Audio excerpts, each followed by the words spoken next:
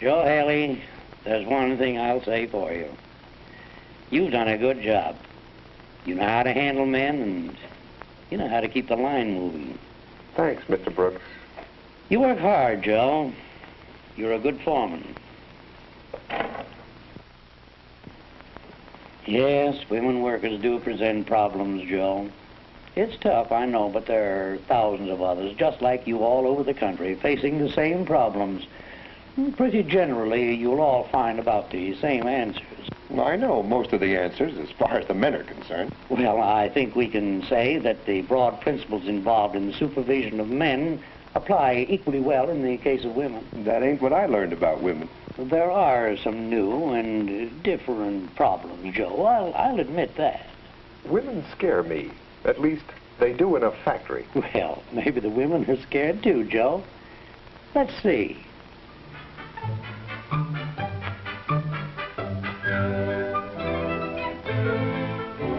Most of them are working on their first industrial jobs, Joe. It's a totally unfamiliar world.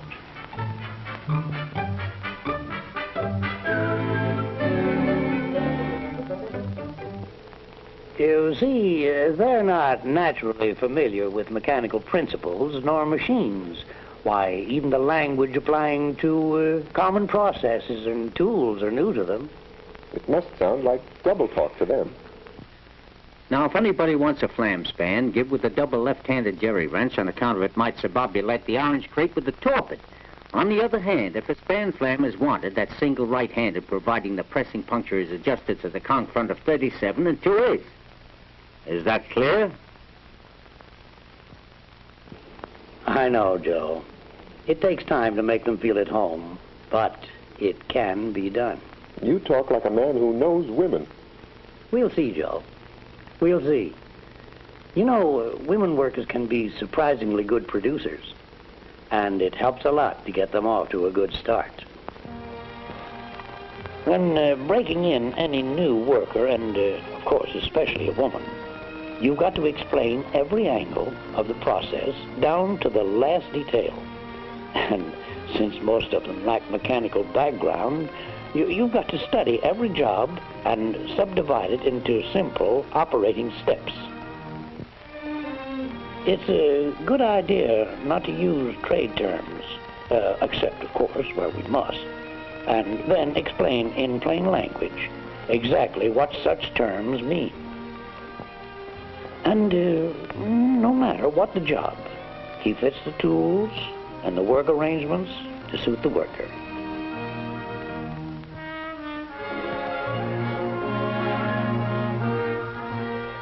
Women workers don't mind routine, repetitive work, and they're particularly good on work that requires high finger dexterity or an unusual sense of accuracy.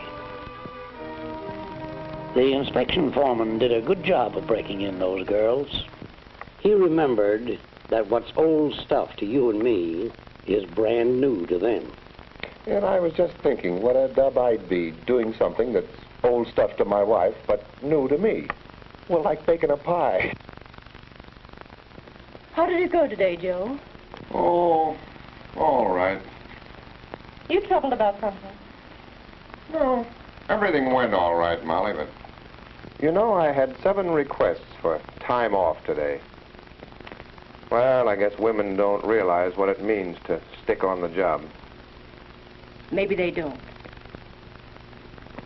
How was your day?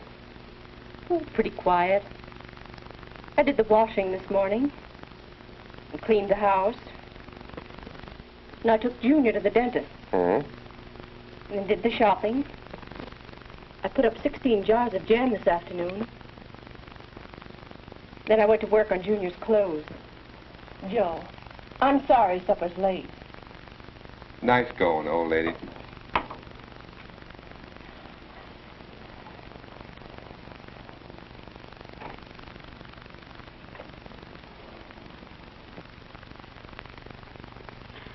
You know, Molly, I've been thinking. Yes, Joe.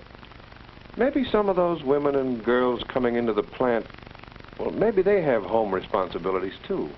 Could be. Maybe Maybe they really do need time off. Perhaps I could rearrange their work schedules for them. I'm sure they'd like that. So many of them have 2 jobs, Joe. One in the home, one in the plant. Gee, I'm glad I thought of that. Yes, dear.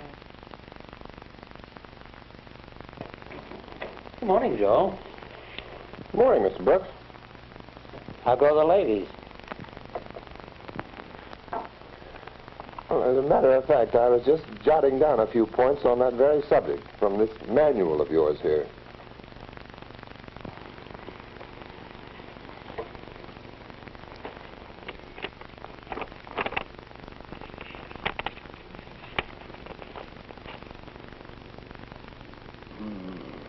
Women are individualistic by nature and are apt to make a personal application of any action, rule, or regulation. You're telling me. The supervisor should scrupulously avoid spending too much time with any individual woman worker, holding everyone to the same standards of performance and avoiding any appearance of favoritism. That's a neat trick, if you can do it. Well, Joe, this all boils down to 4 things to remember. 1, don't mix pleasure with business. 2, women can be awfully jealous of each other. 3, avoid undue familiarity. And finally, women are more sensitive than men. I'll say they're sensitive. Why, only yesterday, after I finished talking to you, Yes? I saw a foreman take it right on the chin when he caught a girl working on her drill press without her safety cap on. Mary, you're supposed to wear a cap when working near a drill press. Well, why pick on me? The other girls aren't wearing their caps. Look, the rule book says wear a safety cap. So put your cap on.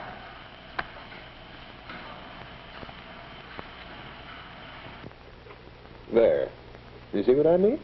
They give you an argument, and a crazy one at that. Yes. A man probably would have kept the argument about himself and not trapped the foreman the way she did. What do you mean, trapping? Oh, Lord bless her. It's an old stunt, Joe. You go after a woman worker on one point, and she switches the issue. Well, why limit that to women workers? Now, the issue was, why wasn't she wearing a cap? Yeah? And she switched him to the fact that the other girls weren't wearing theirs. And all he did was stand on his dignity. A bit stuffily, I might say. Now, if she had been a man, he wouldn't have laid down a safety rule so arbitrarily. You know, Joe, you've got to tell them the why of every rule, particularly women. Now, suppose he had handled it in this way. Mary, your hair was just about 2 inches away from the spill chuck. And that's why we asked you to wear a cap, so that your hair don't get caught. Oh, gee, You see, rules are here to protect you and the other girls working around you. I saw some of the other girls, and they weren't wearing any caps. That's right, but they're not working with machines. They just sit at a bench and assemble things. Nothing dangerous to them or the people nearby. You know, I never thought of it that way before. You have your cap with you, haven't you? Yeah. Okay, I get it.